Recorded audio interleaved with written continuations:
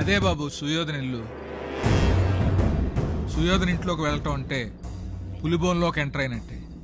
ఆ ఇంట్లో ఉండేది మనుషులు కాదు, రాక్షసులు. వాళ్ళు ఎవరైనా సరే, ఎంత డేంజర్ అయినా సరే, మేము హనీని తీసుకువెళ్ళడానికి వచ్చాం, తీసుకునే వెళ్తాం. అది కాదు బాబు. మీరు మాకు హెల్ప్ చేయగలరా లేదా? సరే, ఈ రాత్రికే మన సత్తిగాడి వాటర్ ట్యాంక్ ద్వారా మీ అందరూ లోపలికి వెళ్ళి ఏర్పాటు చేస్తాను. తొందరగా నోట్ చేయి. రే రండిరా. ఏందన్నా? మంచి సీన్ చూపిస్తా. కొత్త స్వామి సరసాలు.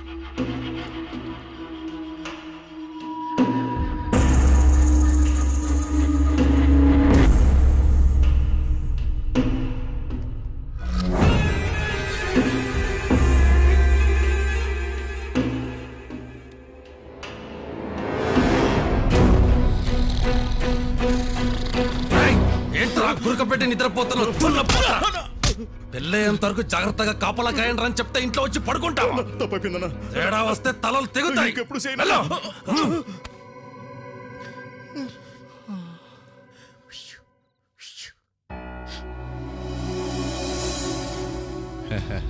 కౌరవపురం పరుపు గట్టిదనాన్ని చూపించి నీ అరుపు పాండవపురానికి వినిపిద్దామని వచ్చానే నా ముద్దుల హని. ఏందే బెట్టు చేస్తుండా? పట్టుకున్నది కాబోయే పెనుటే కదా, ఆయన హత్తుకోవాల్సింది పోయి అట్లా అరుస్తావెందుకు? తెలుసావు? ఎన్నిసార్లు చెప్పాలి?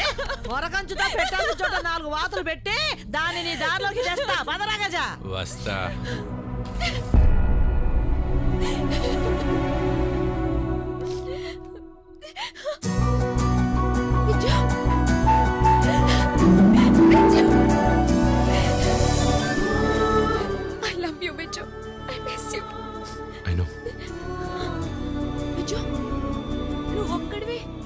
అందరం కలిసి వచ్చాం హని. నేను తీసుకెళ్దామని వచ్చి. నువ్వేం భయపడక్కర్లేదు హని, నీకు మేమంతా ఉన్నాం. నా భయం నా గురించి కాదు, నా తల్లిదండ్రుల గురించి. మళ్ళా నువ్వు తప్పించుకుపోతే మేము నీకోసం దేవులాడు.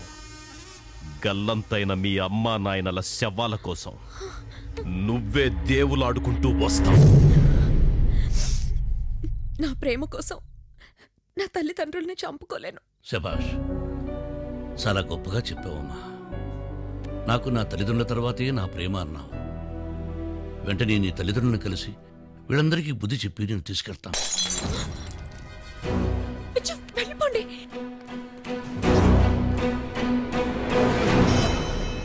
అమ్మా, బ్యాంకాక్ నుంచి నేరుగా ఏడకే వచ్చేసినారా? దొరికారు. మిమ్మల్ని అందరినీ క్వారీలుగా పెడతా మామా.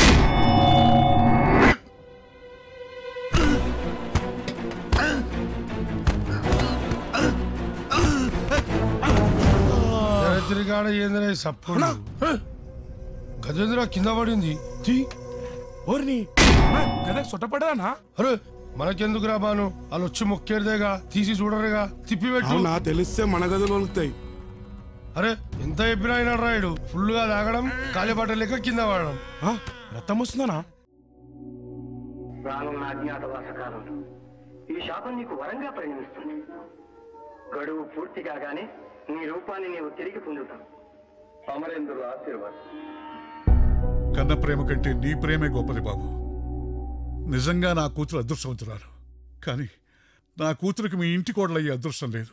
మేము ఒప్పుకున్నా పందెం ప్రకారం హనీని వాళ్ళ కోడలను చేయకపోతే రెండూళ్ళు ఒప్పుకోవు. ఫలితం అనుభవించక తప్ప. ధర్మన్న గారు, మీరు మాట తప్పడానికి కారణం వాళ్ళు ధర్మం తప్పడమే కదా. కైక రాముణ్ణి అడవికి పంపమని వరం అడగడం రూలు ప్రకారం రైటే. కానీ న్యాయమా? కౌరవులు పాండవుని జోదంలో ఓడించి అడవులకు పంపించారు. రూలు ప్రకారం రైటే.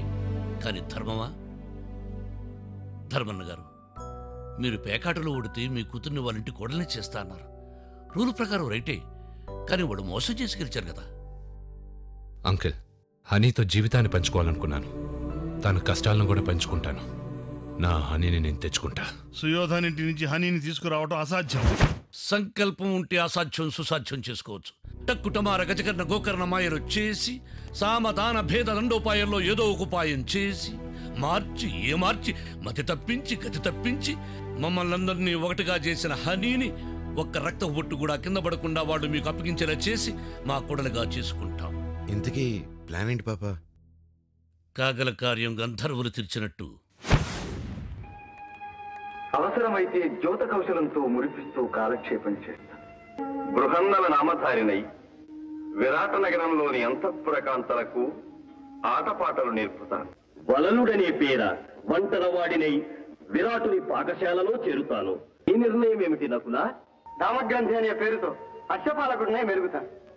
మరి నీ మాట ఏమిటి? నేను సైరంధ్రినై అంతఃపుర కాంతలను అలంకరిస్తూ గడువు చెల్లిస్తాను. గడువు తీరేలోగా మనలో ఏ ఒక్కరం బయటపడినా మళ్ళీ 12 సంవత్సరాలు అరణ్యవాసం చెయ్యాలి. అందరూ ఈ మాటనే మనసులో పెట్టుకుని మరీ మెరగండి. మురారి గారు, ఆ సుయోధరికి ఎవరైనా మిత్రులు ఉన్నారా? ఒకే ఒక్కడున్నాడు, బురుడీ జమీందార్. రేపు వాళ్ళ ఇంట్లో పెళ్లి.